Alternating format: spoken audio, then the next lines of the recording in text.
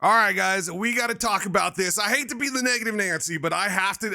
I'm just going to do it. I'm going to do it. I'm going to talk about it. So let's go ahead and talk about this leaked event. And let's start out by sharing an interview from Respawn right before this season dropped. And then you'll understand why I'm so irritated. So Dexerto dropped this interview with a couple of Respawn devs about the future of Apex Legends right before the new season dropped. Let's go ahead and check it out. Respawn said that this year there will be some major changes to Apex that players are not expecting and that nothing is off the table. Asked if this was similar to when Skulltown was removed despite being so iconic, Ferreira explained, yes, similar to Skulltown, people thought we can't possibly change this, but nothing is precious. They explained that even if something is fun individually, they won't be scared to address it if it does harm to the overall game. You're going to see pretty big highlights this year. The new classes are an example of that, even though that wasn't that precious to people. It was there for a long time. Legends, map modes, progression, ranked, there is not an area where we are standing still. So this gives us a lot of insight into the fact that they plan to continue to change things since we didn't really see changes for rank, and also we haven't seen much change on the map. I can confirm a playtester showed me they were testing a night mode of World's Edge, so I expect we should see something around that eventually, along with them testing some very interesting new LTMs that are coming up this season.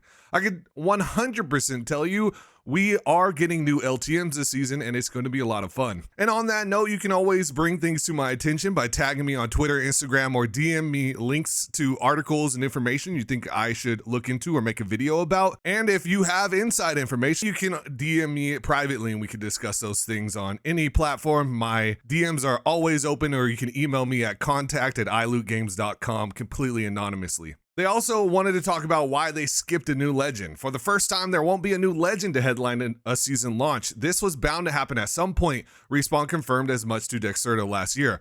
But it's a risk nonetheless. Will players feel shortchanged? Will it dampen hype for the new season? Will the season get stale faster?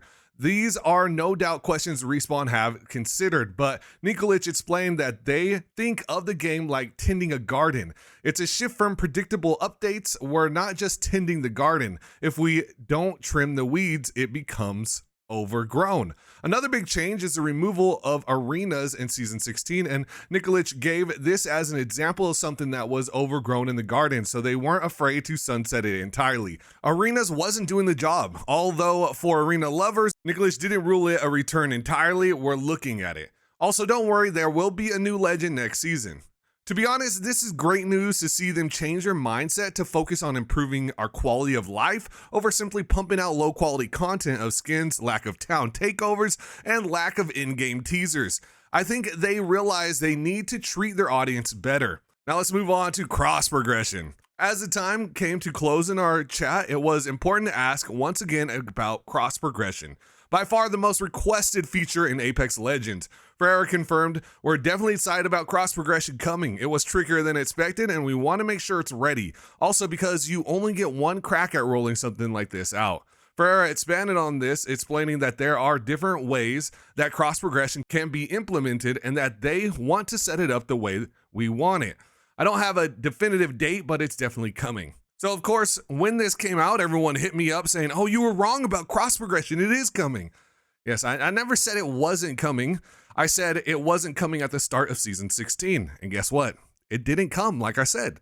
Will they bring it out? Of course. They are working towards that and have made that very clear, but I can only confirm what I can confirm. But now we get the real question that I want to cover. Monetization. Monetization is a necessary component of any free-to-play game. Apex Legends has tried to strike the balance between value for players and sustainability for the business. Sometimes players feel that balance hasn't been achieved.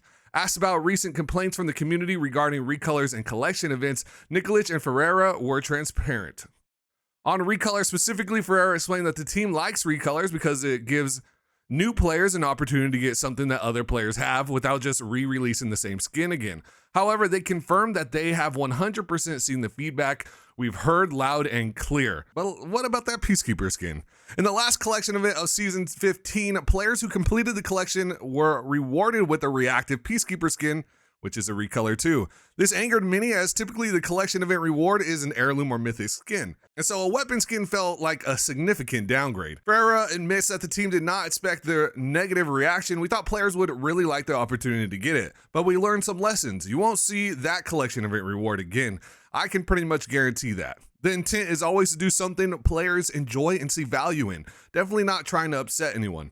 As well as feedback on social, they also use data where players spend their money and what content they value the most.